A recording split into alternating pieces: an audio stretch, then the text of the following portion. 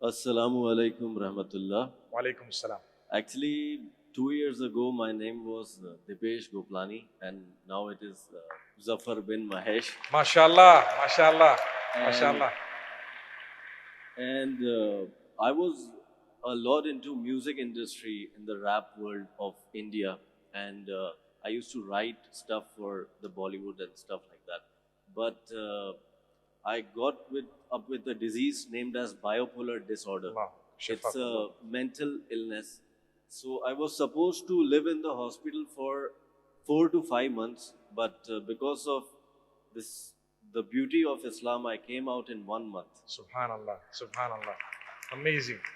That's And Allah Almighty touching your life in a very, very positive way.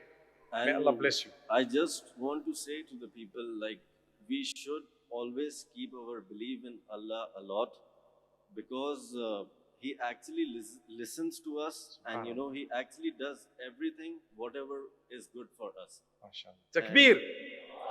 Allah.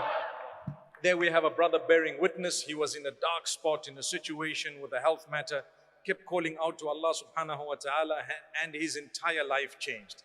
May Allah Almighty help us also change our lives.